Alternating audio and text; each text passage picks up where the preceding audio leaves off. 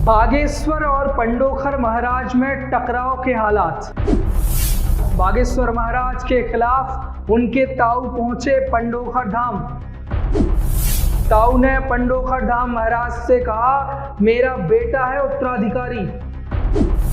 आखिर कौन है वो जिसने बागेश्वर धाम की गद्दी हथियाई?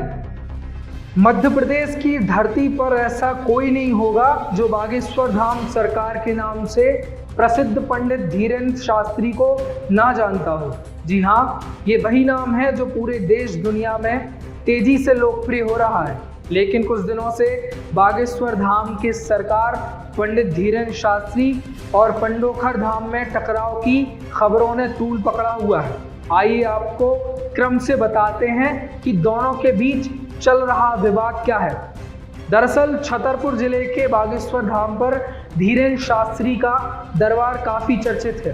वे धाम पर आने वालों की समस्या को पहले से बता देते हैं, समस्या का समाधान भी बताते हैं, भूत प्रेत की बाधा भी दूर करते हैं। देश विदेश से लाखों भक्त प्रतिदिन उनके दरबार में पहुंचते हैं। बागेश्वर महाराज ने पिछले कुछ दिनों से बागेश्वर धाम के बाहर राम कथा भी शुरू कर दी है।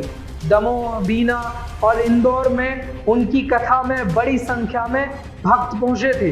वे 1 जून को कथा करने और दरबार लगाने लंदन गए हुए हैं। वहीं इधर उनके सगे ताऊ अपने बेटे पंडित देवेंद्र शास्त्री गर्ग के साथ दतिया जिले के पंडोखर धाम पहुंचे, जहां उन्होंने बागेश्वर धाम का असली उत्तराधिकारी अपने बेटे देवेंद्र को बताते हुए पंडोखर महाराज से मदद की गुहार लगाई है।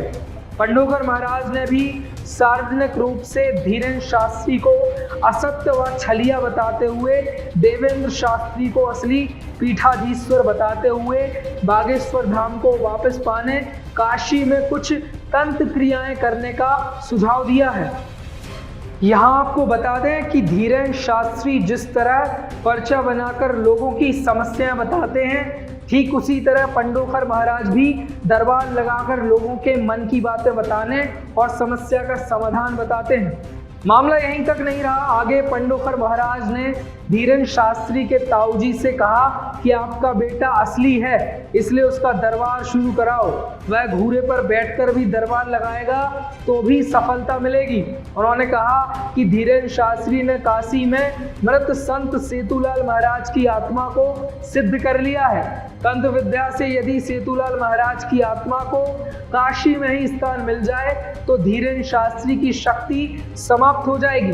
पंडोखर महाराज ने कहा, काशी में तंत्र मंत्र के लिए वे मदद को तैयार हैं। इसके अलावा धीरेन्द्र शास्त्री के चचेरे भाई यदि दरबार शुरू करते हैं तो वे उनकी मदद को छतरपुर आने तैयार हैं।